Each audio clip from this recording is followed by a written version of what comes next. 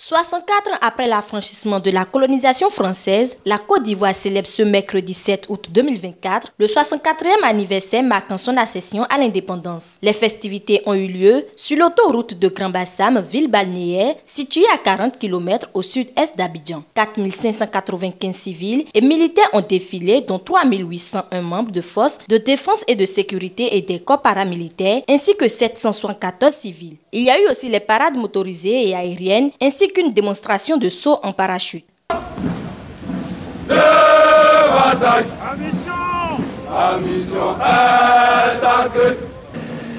La complémentarité déploiement des troupes et soutien au sol, mesdames et messieurs, devant vous, avec l'hélicoptère de transport Mi-17.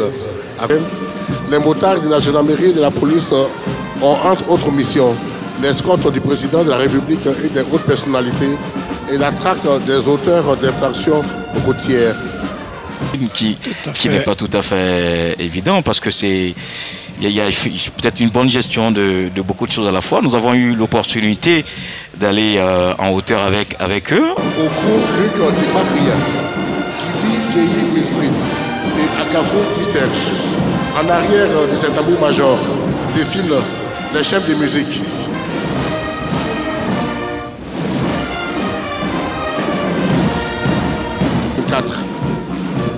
Le détachement marche en arrière de Yedo Meledj, champion du monde de kickboxing.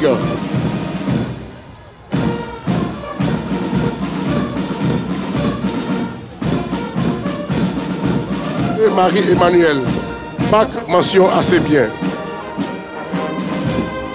À l'instar de Sainte-Marie, le lycée Mami Adjoua de Yamoussoukro est réservé à l'éducation de la jeune fille pour constituer l'élite féminine de demain.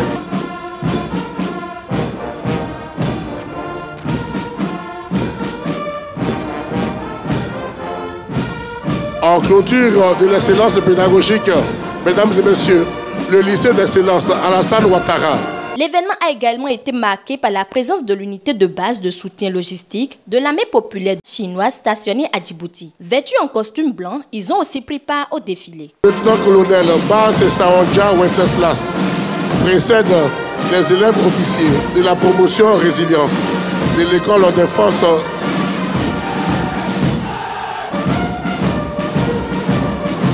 À la veille de cette fête nationale, comme à l'accoutumée, le président ivoirien Alassane Ouattara s'est adressé à la nation. Dans son discours, le président s'est félicité des progrès enregistrés par le pays sur le plan économique et social. Il a aussi évoqué les nouvelles mesures pour lutter contre la cherté de la vie et plusieurs autres points nécessaires.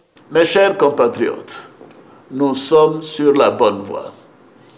Nos politiques macroéconomiques, nos réformes sectorielles, et nos instruments de lutte contre la pauvreté ont montré leur pertinence et leur efficacité.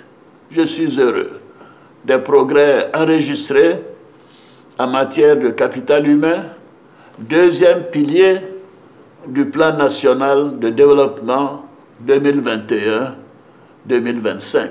Mise en œuvre du programme hospitalier qui vise à renforcer les infrastructures, les services et le personnel de santé, nous travaillons à offrir aux populations des centres de santé de référence dans toutes les régions.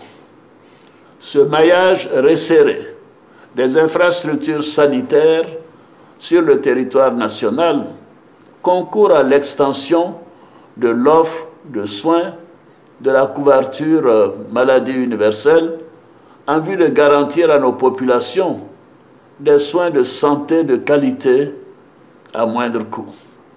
S'agissant de la lutte contre la vie chère, j'entends les préoccupations de nos compatriotes.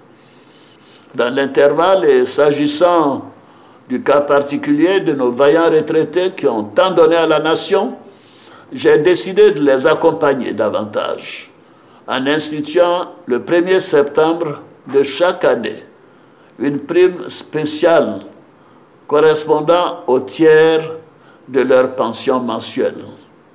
Les dispositions seront prises pour que nos retraités des secteurs publics et privés bénéficient dès ce mois de septembre 2024 de cette nouvelle prime. Proclamée république en 1958, la Côte d'Ivoire accède à son indépendance le 7 août 1960. Aujourd'hui, le pays est habité par 29 millions d'habitants avec un taux de croissance annuel de 2,4%.